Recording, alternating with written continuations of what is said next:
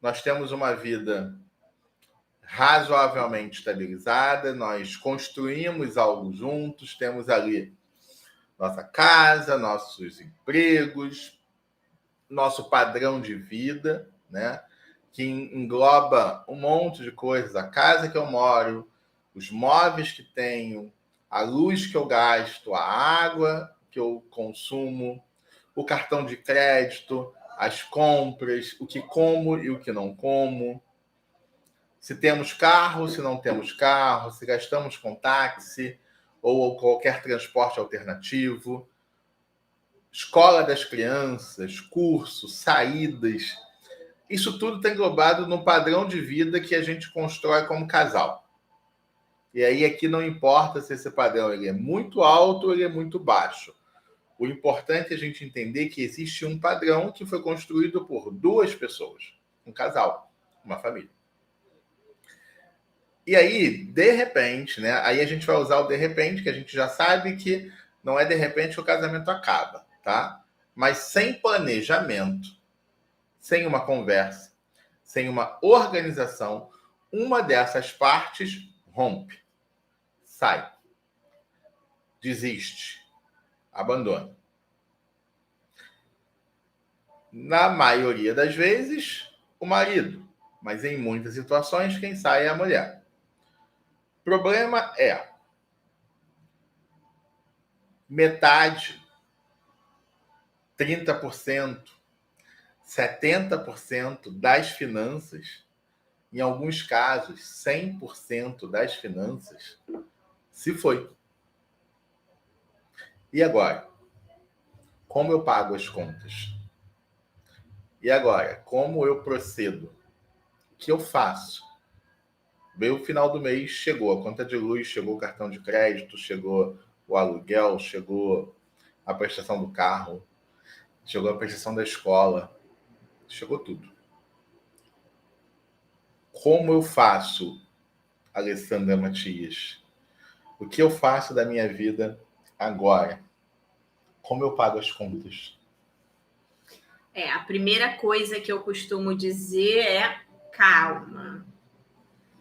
Muita calma nessa hora. Respira, conta de 1 até 10. As coisas vão entrar no lugar. Para tudo tem um jeito. Calma. A primeira coisa é: vai ficar tudo bem. E é muito comum nesse primeiro momento um desespero, né? É muito comum nesse primeiro momento a pessoa tá completamente perdida, não sabe por onde começar, né? A ficha nem caiu que o marido foi embora.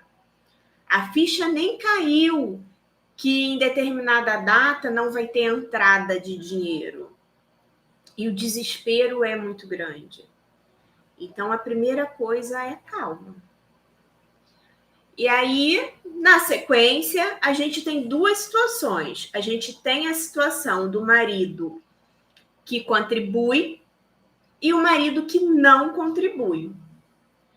Quando o marido contribui, em pouquíssimos casos, ele contribui com toda a necessidade.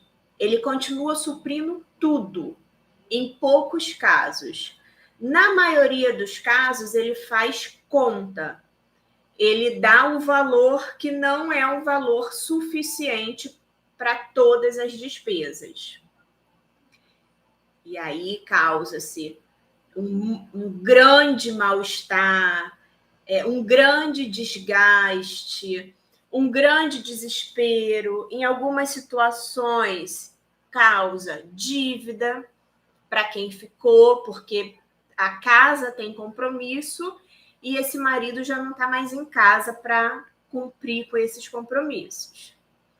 Então, esse é um caso bem comum, né, Ivan?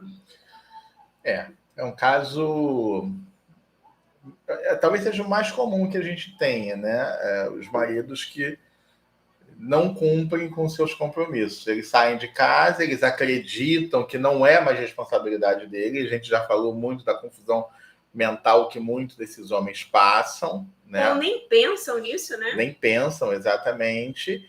E aí, na verdade, assim, o que ele já tem já não é muito, mas era o suficiente para a casa sobreviver razoavelmente bem.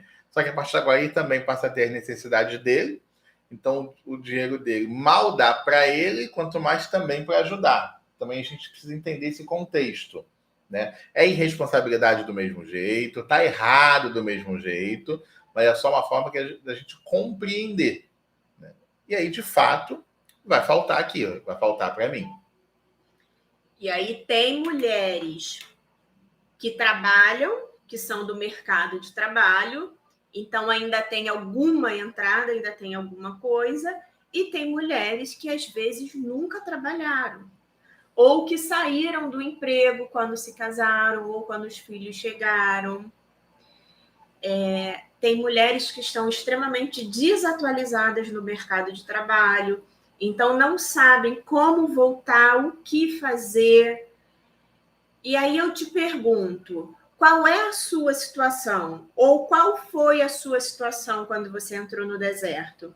Conta aqui pra gente no chat, como é que foi quando você entrou no deserto? Qual era a sua situação? Quais desses exemplos aqui eu citei? E ainda tem outros exemplos, né? Em pouquíssimos casos, tem exemplo de que a mulher, ela é autossuficiente e financeiramente não faz diferença o marido ter ido embora. Mas são poucos essas situações. Quanto mais tempo a gente demorar para aceitar a situação, mais tempo a gente vai demorar para sair dela.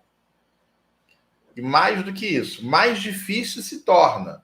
Porque quando a gente vai falar de dívidas, de conta de dinheiro, dívida, quando ela não é paga, ela aumenta. Juros, né? Juros sobre juros. Então, hoje a minha situação eu devo 1.000, eu aceito logo essa situação e resolvo o problema, é com 1.000 que eu vou precisar me entender ali na frente.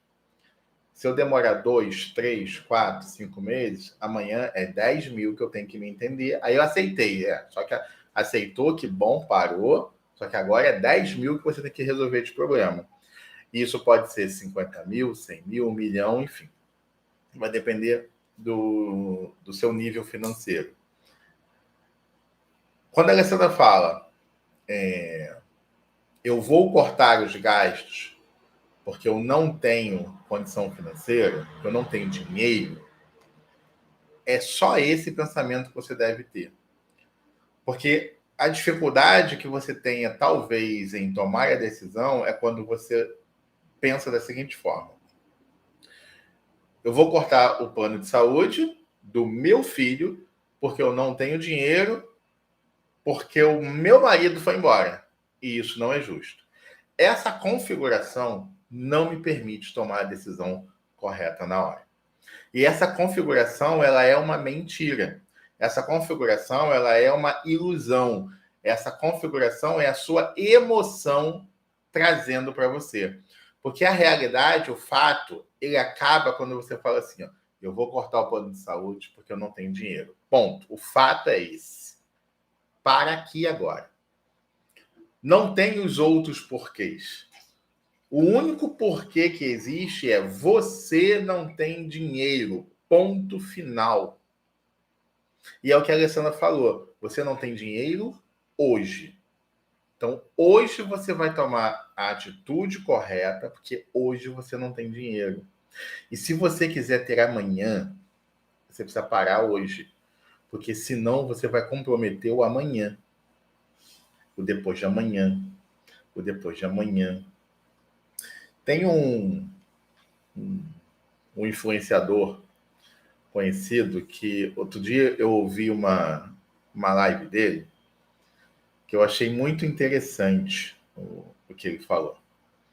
Ele falou que as pessoas fazem dívida para a posteridade. Elas se comprometem sem saber sequer se vão estar vivos amanhã. Vou dar um exemplo. Se você vai lá e compra um carro em 60 vezes, você está usufruindo do carro, você deve por 5 anos, né? Se você morre amanhã, quem paga o seu carro?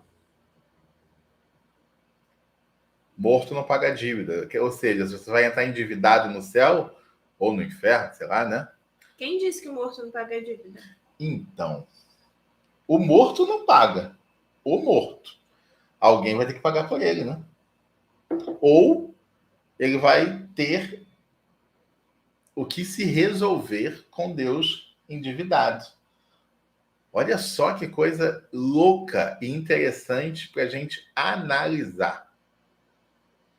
Porque a gente gosta de dizer que a gente planta diamante, né? Bota a coroa, né? Na coroa da vida, né? Vai colocando diamante na coroa da vida, a gente vai acumulando bênçãos para o céu.